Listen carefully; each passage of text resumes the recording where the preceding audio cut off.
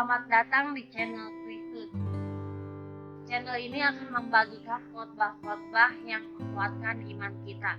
Seperti ada tertulis di dalam kitab Yohanes 11 ayat yang 13. Tapi apabila ia datang, yaitu Roh kebenaran, ia akan memimpin kamu ke dalam seluruh kebenaran. Sebab ia tidak akan berkata-kata dari dirinya sendiri, tetapi segala sesuatu yang didengarnya itulah yang akan dikatakannya, dan ia akan memberitakan kepadamu hal-hal yang akan datang. Shalom saudara terkasih di dalam Tuhan. Channel ini akan membagikan khotbah dari Evangelis Bapak Daud Tony mengenai penglihatan yang bukan daripada Tuhan atau spirit mata batin. Langsung aja kita tonton videonya. Malam Thomas. Malam luar biasa. Ya, kita doa Thomas. Yes, Pak Daud. Aku mohon kuasa Yesus bekerja, kekuatan Elohim bekerja. Bebaskan dari yang jahat, bebas dari kutuk, bebas kegelapan. Kuasa Yesus bekerja, lawas Tuhan, berkati Thomas, berkati kami semua. Dan nama Yesus Elohim dimuliakan. Amin. Amin. Thomas. Ya Pak Daud. Saya kan suka ngopi. Ya. Rencana nih saya mau belajar roasting kopi. Apa itu Pak Daud arti roasting kopi Pak Daud? Saya kurang ngerti untuk cara memasak kopi. Cara memasak kopi. Oh dahsyat. Gimana caranya Pak Daud? Ya temperaturnya, nanti mau rencana beli mesinnya Thomas. Wow, berapa mahal tuh Pak Daud? Tenang aja, nanti yang mau ketemu kan bisa beli kopi. Hasil roastingan saya ya Thomas. Yes Pak Daud. Yang jualan si Feli tetap. Oh Feli jualan Pak Daud ya. Feli, Thomas gimana perkembangannya Thomas? Luar biasa Pak Daud, luar biasa. Sekarang saya lagi di Singapura Pak, di gereja Father's Love Singapura Pak. Wow, sudah buka di Singapura ya Thomas? Sudah Pak, ini Pak gerejanya Pak. Sudah punya sendiri Pak. Apa? Punya sendiri Pak. Apa? Sudah ibadah sendiri Pak. Ini Pak gedungnya Pak. Sewa atau beli Thomas? Enggak sewa Pak. Enggak sewa Pak. Ini Pak. Dikasih apa sewa Thomas? Dikasih pakai Pak. Iya. Baguslah Thomas.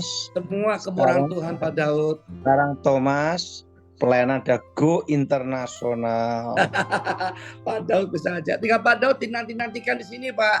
Oleh TKI Indonesia ada di sini Pak. Tenang aja. Yes, siap Pak Daud. Saya habis dari Batam Thomas. Lu Batam kok nggak mampir ke tempat kita Pak? Kita ada cabang di Batam Pak Daud. Oh kalau Thomas kan cabangnya banyak berarti. Enggak lah Pak Daud. Kita kan udah akhir zaman, jangkau jiwa. Terus jangkau jiwa untuk Tuhan Pak Daud. Penting jangkau untuk menikah gimana Thomas? Itu pasti Pak Daud. Pak Daud dinantikan di Batam untuk KKR Pak Daud. Banyak jiwa-jiwa yang perlu dilepaskan Pak Daud. Santai aja. Iya. Pak Daud ini kan sudah mendekati banyak hal Pak Daud. Sekarang keadaan keuangan sedang susah.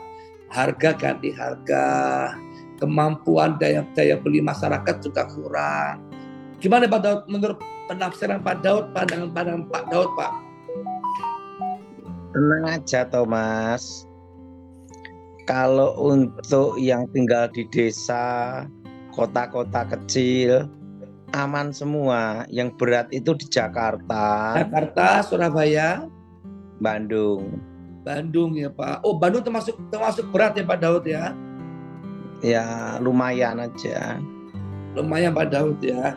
Ini Indonesia didukung alamnya Thomas. Didukung alam yang sangat bagus sekali Pak Daud ya. Bahkan saya dengar ini Pak, Indonesia akan masuk mata uangnya diperkecil Pak ya. Diredom. Ya, diredom Pak. Untuk redominasi nggak bisa tahun ini toh Mas. Nggak bisa Pak Daud ya.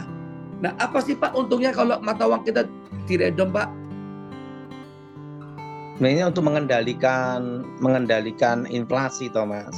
Oh, yes. Tapi khawatirnya justru nanti malah tidak terkendali. Oh, begitu Pak ya. Mm-mm. Oh, Tuhan Yesus ya. Banyak rumornya tahun depan sudah akan segera dimulai Pak. Itu gimana Pak Daud ya? Jadi redom itu kan mengurangi nol ya, Ya, supaya masuk ke pembukuan administrasi itu nol tidak kebanyakan toh Mas. betul. Nah, tetapi itu bisa mempengaruhi psikologi pasar. Gimana menurut Pak Daud itu artinya Pak? Nah, kalau misalnya investasi pasar itu menerima dengan baik, ini bisa mengendalikan inflasi. Ya, Pak Daud.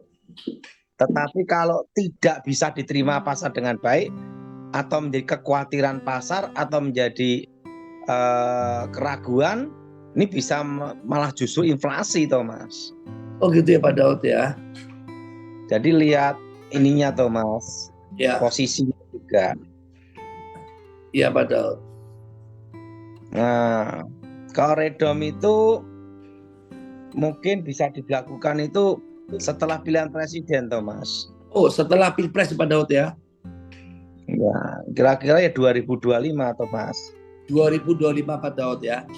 Dan itu harus ekonominya baik. Kalau enggak ekonomi ini stabil dan baik, bisa masuk ke jurang inflasi toh Mas.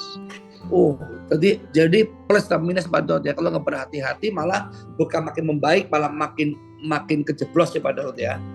Kalau di 2024-2025 toh Mas, Ya. itu kelihatannya redom itu belum siap toh Mas. Belum siap Pak Daud ya. Siapnya itu nunggu kestabilan dulu toh Mas. Yes Pak Daud. Melewati masa transisi presiden, Ya. selesai baru kira-kira itu 2027 toh Mas. Yes. Siap Pak Daud. Nah, tahu enggak toh Mas? Nggak tahu Pak Daud. Kalau selama saya kenal anak-anak Pak SBY, Ya. saya itu lihat tuh ya, anak Pak SBY itu orangnya itu baik-baik toh Mas. Ya, karena didikan orang tua yang baik Pak ya. Kalau saya suka itu sama Ibas malahan. Oh, sama Ibas Pak. Kenapa Pak? Ada pengalaman apa Pak? Dia orangnya ramah, humble, dan dia itu suka nolong orang toh Mas. Oh, suka nolong orang Pak ya. Luar biasa ya. Repotnya kalau dimanfaatkan.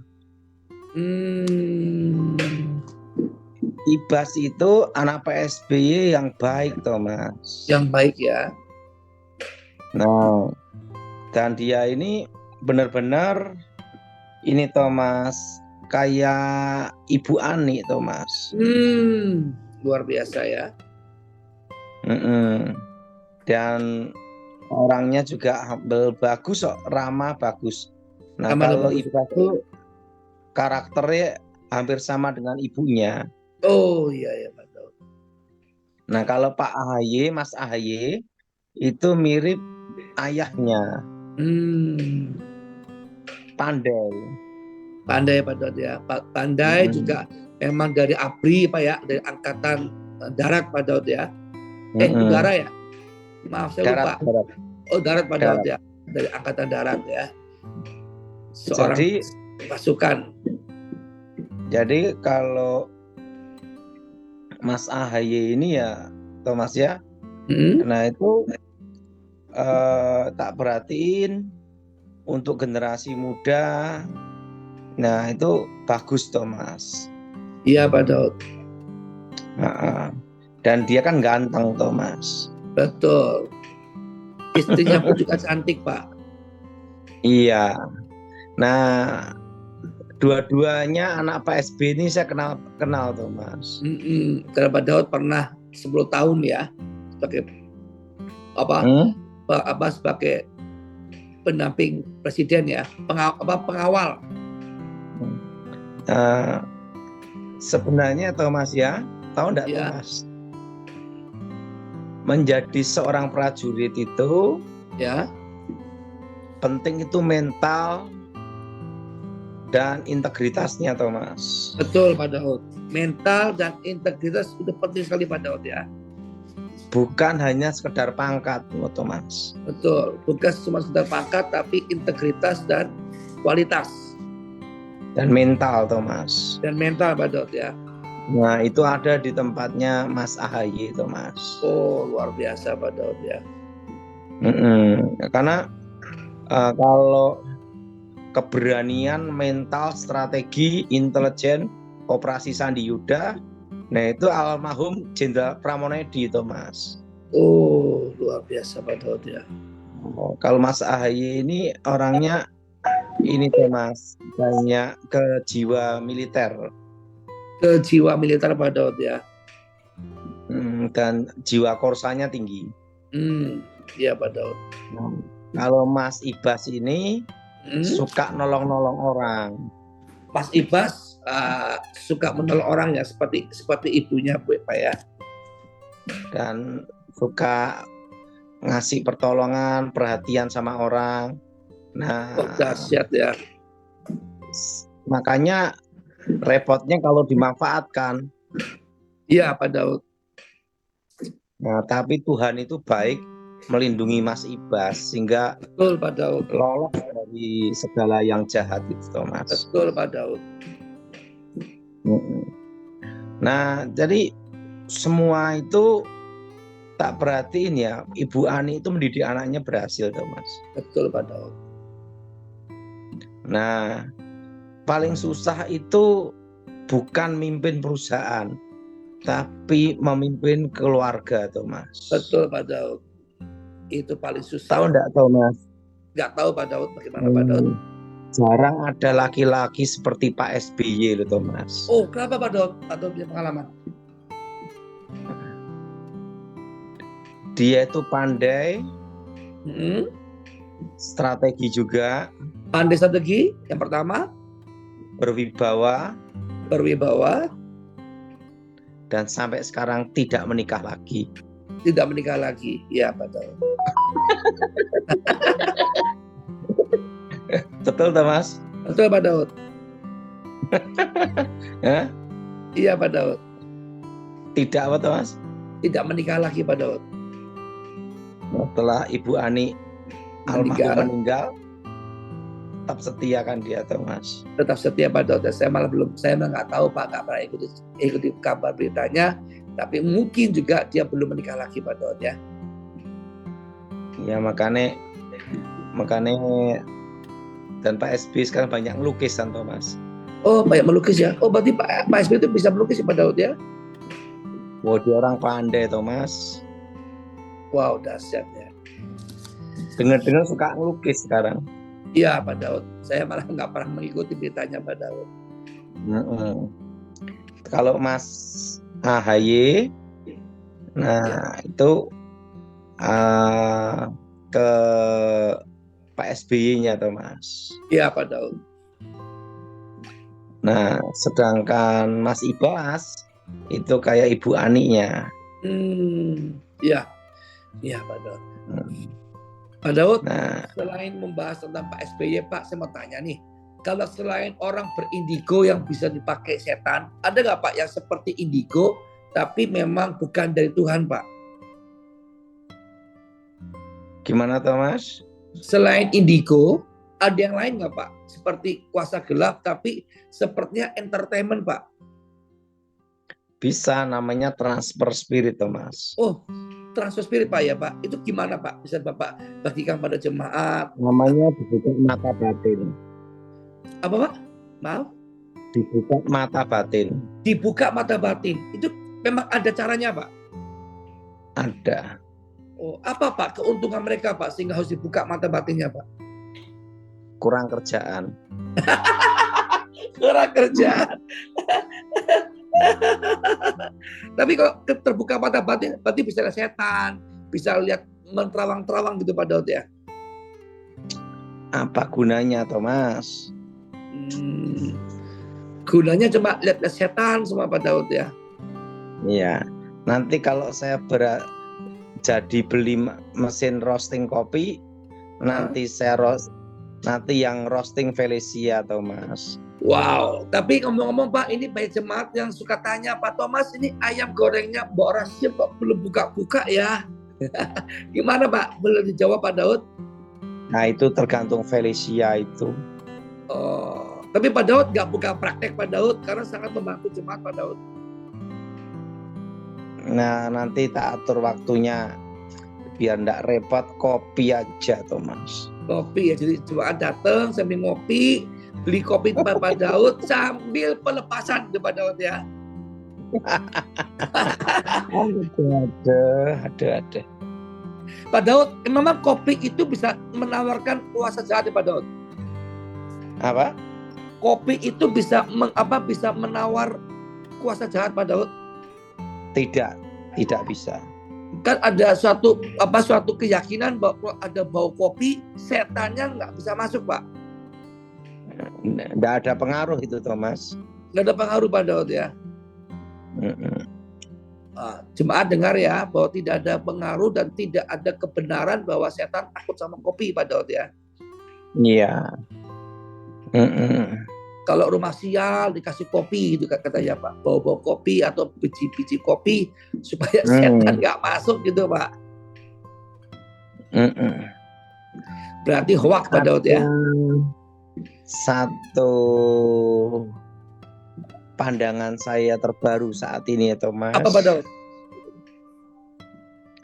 Bahwa Pilpres tahun ini dan Pilpres selanjutnya itu sudah bukan model kampanye zaman dulu Thomas. Oh begitu Pak Daud. Gimana Pak Daud?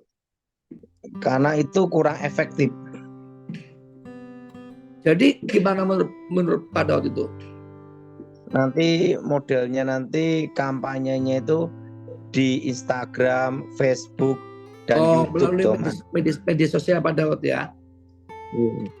Karena itu yang lebih efektif. Dan tidak terlalu banyak makan biaya Pak Daud ya. Iya. Ya kan, kalau main model kumpulin massa, nasi bungkus, itu kan terlalu banyak Pak biayanya, biaya course-nya Pak ya. Nah, kalau Pilpres tahun ini dan tahun depan banyak ke situ Thomas. Kenapa? Karena resesi. Karena resesi juga perlu uang. Betul Pak Daud. Ya. Nah, Thomas apa mau nyalonkan jadi anggota partai DPR Tidak Pak Daud, saya cukup jadi gembala sidang, saya sudah repot Pak Daud. Cukup jadi gembala sidang, ya kan? Bertanggung jawab dengan jiwa-jiwa ada. Cukup Pak Daud. Santai aja. Betul Pak Daud. Gak kepengin Pak Daud, bukan panggilan saya. Itu Pak Daud. Oke, Saya ya Pak Daud. Mari Pak Bakti, Abraham. Yang pertama, dukung channel ini dengan cara subscribe, like, comment, and share supaya channel ini dapat membagikan khotbah-khotbah yang membangun iman kita. Terima kasih. Shalom and God bless you all. Ya. Firman Tuhan hari ini kita buka dari Yesaya 41 ayat 10. Janganlah takut sebab aku menyertai engkau, janganlah bimbang sebab aku ini Allahmu. Aku akan meneguhkan, bahkan akan menolong engkau. Aku akan memegang engkau dengan tangan kananku yang membawa kemenangan. Bagi saudara yang ingin mengikuti Zoom atau ingin didoakan, hubungi nomor admin yang ada di kolom deskripsi. Selamat menyaksikan, Tuhan Yesus memberkati. Zaharia 9 ayat 9. Bersorak-soraklah dengan nyaring, hai puteri Sion, bersorak-sorailah, hai puteri Yerusalem.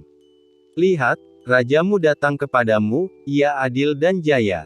Ia lemah lembut dan mengendarai seekor keledai beban yang mudah. Zaharia 7 ayat 9-10. Beginilah firman Tuhan semesta alam, laksanakanlah hukum yang benar dan tunjukkanlah kesetiaan dan kasih sayang kepada masing-masing. Janganlah menindas janda dan anak yatim, orang asing dan orang miskin, dan janganlah merancang kejahatan dalam hatimu terhadap masing-masing. Yohanes 8 ayat 44. Iblislah yang menjadi bapamu dan kamu ingin melakukan keinginan-keinginan bapamu. Ia adalah pembunuh manusia sejak semula dan tidak hidup dalam kebenaran, sebab di dalam dia tidak ada kebenaran. Apabila ia berkata dusta, ia berkata atas kehendaknya sendiri, sebab ia adalah pendusta dan bapa segala dusta. Yohanes 4 ayat 24. Allah itu roh dan barang siapa menyembah dia, harus menyembahnya dalam roh dan kebenaran. Yohanes 15 ayat 26. Jikalau penghibur yang akan kuutus dari Bapa datang, yaitu roh kebenaran yang keluar dari Bapa, ia akan bersaksi tentang aku.